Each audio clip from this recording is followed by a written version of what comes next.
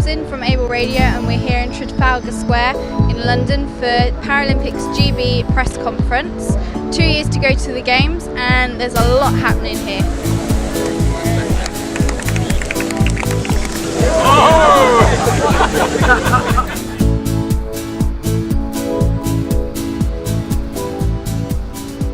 I think it's a steady thing that's been going on in my lifetime, and it's inspiring, and it's one of the most positive things that's happened in my time on Earth. It's pretty much a landmark event, I feel, for the Paralympics. The profile that we're going to get because it's in London is just fantastic, wonderful opportunity.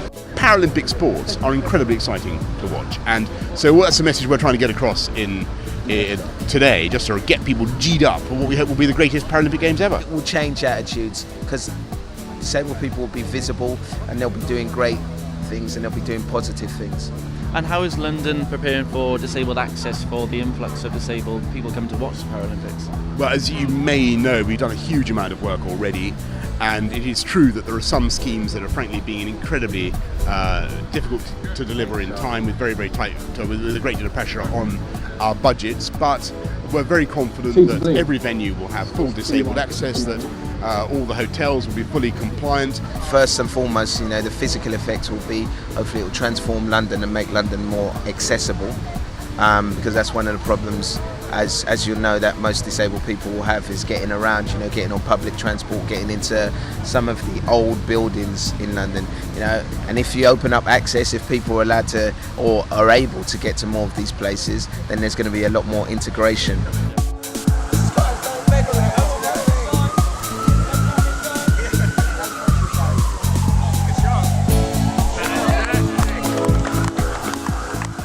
Boccia has been played at the Paralympics since 1984, so it's well established, and great that Boris Johnson has recognised Boccia as the sport that he wants to use to celebrate 2 years before London kicks off.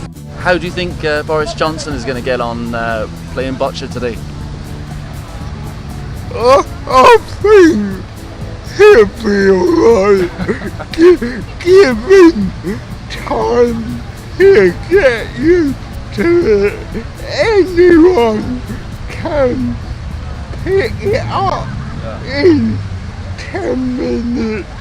Anybody can play it. I mean, I played it in a hotel foyer just to, raise a bit of publicity. In played pubs, schools, great for older people, in not a lot of physical exercise required, but great mental. It's like chess, snooker and bowls all combined, I think. It can only be a positive thing to have the Olympics. Yeah, of course it will be a positive thing. It's in the whole kettle, and boxing needs to get bigger, and people need to be aware that boxing is just important, and swimming are wheelchair racing, and we're putting in much effort in Vegas. And have you got any big championships coming up between now and 2012? We've got the British in October, and then the World Cup, and then London. And are you hoping that London 2012 is going to provoke a lot more interest in disability sport and Boccia? Well, I hope it will, and I think it will actually, because for the first time we are going to get real TV coverage in advance of the Paralympics. So, previously there's been coverage while it's been on. We're hoping now that there's going to be a lot of interest in the Games and also the Paralympic part of it in the lead up to the Games, not just during the Games itself. I think Channel 4 will take the coverage of the Games to a whole different level, and not just in the sporting context, where I think they've got some innovative ideas for presentation, but I do think it is around the attitudinal piece. I think some of their programming will provoke people.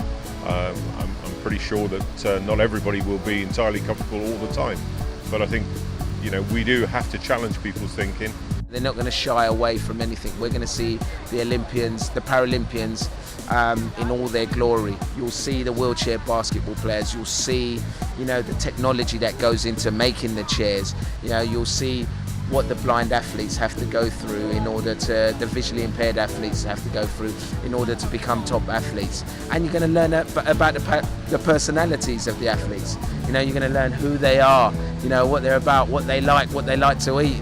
And hopefully we'll have some superstars that will come out. And the aim, I feel, is that in 2012, at the end of 2012, if we were to go on the streets and do a random survey and speak to people in the general public and say, name 3 Paralympians, for them to be able to name 3 Paralympians. Because I don't think people can do that right now. And how do you think the Paralympics in London 2012 will differ from those in Beijing and before? That is a very good question. All the answer I can say is wait and see, and it'll be worth the wait.